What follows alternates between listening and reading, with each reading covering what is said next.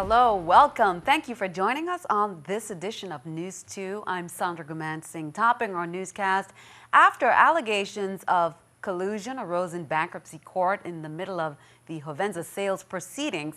Governor Kenneth Mapp went on air Tuesday on AM 1000's Morning Mix to clarify that issue. According to the governor, the Virgin Islands government is not guilty of such allegations. News 2's April Knight has that story.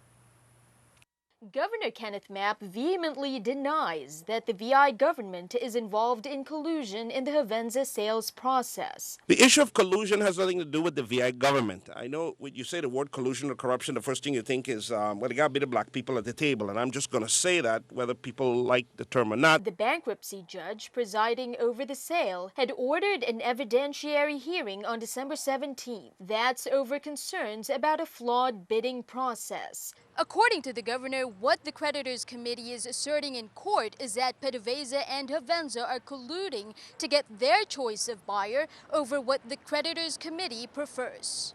I have nothing to sell. I can't collude with a company. I remember I'm in the bankruptcy case as the VI government because I am a secured creditor and that I have significant litigations against the owners of the property. Governor Mapp did say outright that ArcLight, the parent company of Lime Tree Bay Holdings, is the government's choice to buy the storage facility for several reasons. For our future, for jobs, for revenues, for asset transfer, for really work. The governor said he's willing to not only be deposed, but to turn over any information the court demands. And I have made it myself available to even appear at the hearing on December 17th in Wilmington, Delaware, for the court to ask me whatever question they wish to ask. Government House is expected to make a big announcement next week involving a major settlement. Reporting for News 2, I'm April Knight. On November 21st to the 22nd, 2015, the governing boards and the leadership teams of the only two federally qualified health centers in the territory met together for the first time on St. Croix to discuss policies and best practices in the oversight of primary health care programs. Board members of the St. Thomas East End Medical Center Corporation and Frederiksted Healthcare, Inc., along with their respective leadership teams, they spent the weekend reviewing legal responsibilities and federal guidelines in governance of a federally qualified community health facility. Members also discussed procedural experiences relative to relationships between the board, the chief executive officer, and staff, promoting the facility and developing and supporting high-performance health centers. Turn our attention to the courts. District Court Chief Judge Wilma Lewis sentenced James Cruz 20 to 84 months in prison for using a firearm during a crime of violence.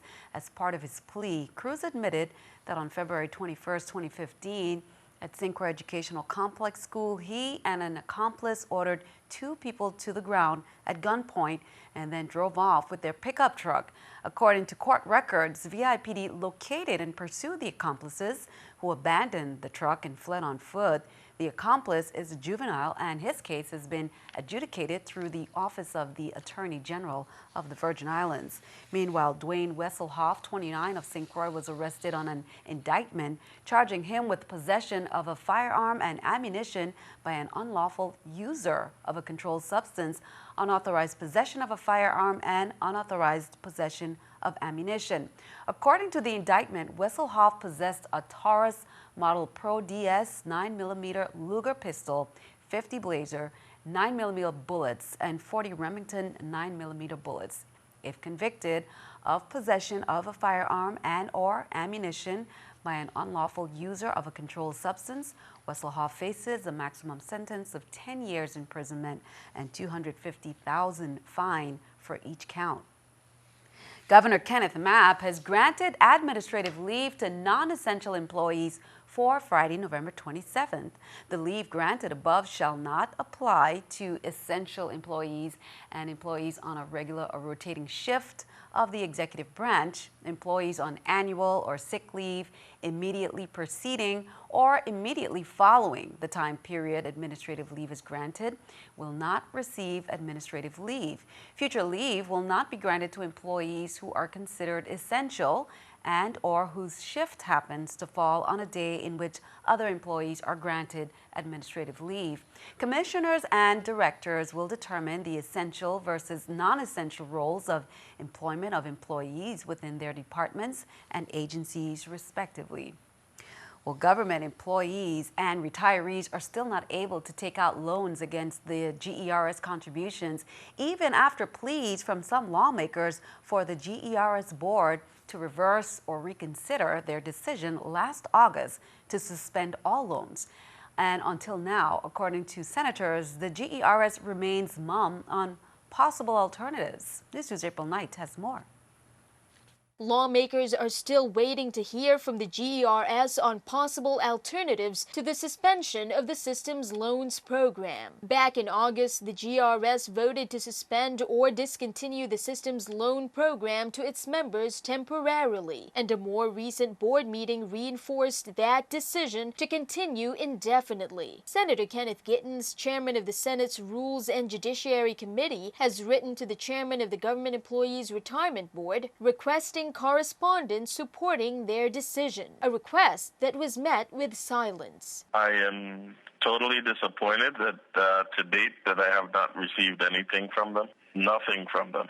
Also, in a letter addressed to GRS Administrator Austin Nibbs, Senator Kurt Viale meanwhile requested that the loan program be reopened temporarily for active GRS members, proposing that the amount each member could withdraw be capped at $7,500, altogether not to exceed a $20 million ceiling. According to Gittens, he has had plenty of constituents approach him about needing to take out loans from the system, but he said he is still hoping to hear from the GRS before resorting to legislation. Because while I do want to assist the members of the retirement system, I also want to make sure that the system can in fact benefit from what it is that I'm seeking to do. I would like this to truly be a win-win situation for all parties involved. Reporting for News 2, I'm April Knight. As we get closer to Thanksgiving, of course, CBS TV2 is reminding viewers that there will be no newscast on Thursday, November 26th. The 7 p.m. newscast will be preempted by NFL football, which is scheduled to end at 9 p.m. The 12 a.m. newscast will be preempted by the Paradise Jam's Women's Preview. Again, be advised, no newscast on Thanksgiving Day, Thursday the 26th, and we return on air on Friday the 27th. Turn our attention overseas. Obama pardons the turkey. Some very serious questions were answered in the White House Rose Garden today. Yes, Honest the turkey and his turkey alternate Abe will live to see another day in this tradition, thanks to President Obama's pardon. No, the turkeys did not grasp the gravity of the situation as they gobbled in the middle of the president's official pardon. Also, after a closed-door briefing with his national security team, President Obama added an extra event to his Wednesday White House schedule, delivering a statement about how Americans should deal with security during the start of the holiday season, and we will have more on Friday's newscast.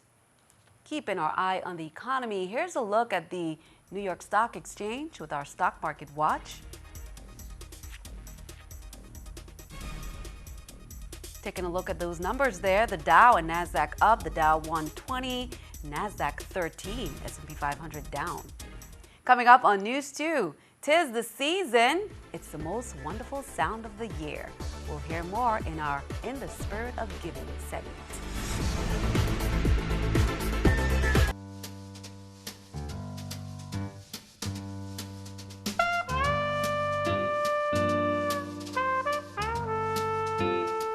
Many are grateful for so many things as we prepare for Thanksgiving, such as members of the Junior Firefighters program on St. Thomas. They had the opportunity to put some smiles on faces. They gave back to the community. They held a Thanksgiving food drive last weekend. Then they provided over 100 meals to citizens in the community. They say no feeling is more rewarding than giving back and seeing the expressions of those who received. Good job there. On November 14th, a group of Virgin Islanders fed many and gave toiletries on St. Croix. They said members in Texas, Houston, and College Hills, Virgin Islands celebrity Jerron J.T. Thompson, they joined the movement all the way from California. The Fixers VI pre-Thanksgiving luncheon food, clothing, and toiletries drive for the homeless and less fortunate was held. Students from St. Croix Educational Complex civics class, Mrs. Munoz, the teacher, along with other volunteers, were all available. They were at the Christian Shan Vegetable Market in Christiansted and the Anne E. Heiliger Vegetable Market in Frederickstead. They also had 2 military soldiers distribute food to the homeless in the Montbijou Binside area and Peters Rest Binside area, as well as some other areas on St. Croix. Now, back here on St. Thomas, as part of that movement, Precious Laurent distributed clothing, toiletries, soaps, toothbrushes, and toothpaste at the Bethlehem shelter in St. Thomas. And the Virgin Islands Waste Management Authority employees on St. Croix, they gave cheerfully to the food pantry at Catholic Charities. The donations collected were delivered at just the right time. The food received from the employees will assist in providing food for 13 families on St. Croix for Thanksgiving Day. It is the most recognizable sound of the holiday season. Salvation Army bell ringers are working to attract your attention. The annual Red Kettle campaign kicked off earlier this week on Main Street, St. Thomas. The goal? To help those less fortunate. Here's more. It is the most recognizable sound of the holiday season. Green kettle bell. Hundreds of Salvation Army bell ringers are working to attract your attention to their red kettles. Green kettle bell. The Christmas Kettle is the Salvation Army's most famous street campaign. And what we do is we raise the funds here. They stay local, so they stay here on St. Thomas. When you're down St. Croix, they stay on St. Croix. It seems like a small effort, but the holiday fundraising campaign supports a huge cause. And they help provide for food for the soup kitchen. They help provide for all the different type of activities that we do down there. It is most recognized during the Christmas season through its volunteers who stand outside of businesses and play or sing Christmas carols or ring bells to inspire passersby to place donations of cash and checks inside the trademark red kettles. But they can hold $500 or $600. If you think you've heard the Salvation Army bell ringers for your entire life, you're right. It's the method that we've been doing to raising funds in the United States now for about probably 100 years. We had a family in the one place that we worked at whose son had died in a car accident, if I remember correctly. And they chose as a family to come out every year In his memory. Person's name, in his memory, to sort of just to continue his legacy. Right now we're short of people, so we really do need people to come out and help ring the bell. All you need is 8 people taking 1 hour each, and you've got the day covered.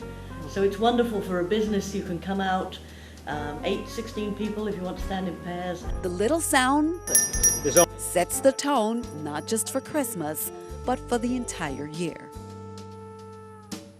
Now be sure to donate at any of the Army Red Kettle locations on St. Thomas. Cost you less, Kmart, Walgreens, Port Authority, Ferry Dock, and Red Hook. Now volunteers are still needed. You can call 340-277-1854 for more information. Now Police Commissioner Delroy Richards Sr., Police Chief Darren Foy, they opened the campaign by putting the first donations in the kettle for the kickoff that was held on Monday.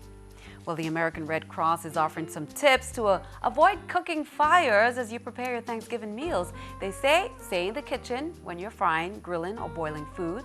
Move items that can burn away from the stove, such as dish towels, bags, and boxes. Clean the stove and close areas before turning on that heat. If a pan catches fire, they say don't move it. Slide a pan lid or a cookie sheet on top of the pan to put out that fire. They say never try to stop a grease or oil fire with water rather. It will fuel the fire. If a fire occurs in a microwave, keep the door closed and unplug the microwave if you can. Thanksgiving deserves a little pomp and ceremony. Hosts should prepare something to say at the start of the meal. Grace for the religious, a toast for the secular. This moment of reflection allows everyone to express their thanks for the food, family, and friends before them. Lisa Wynn of VI Etiquette shares some tips along with some of her students.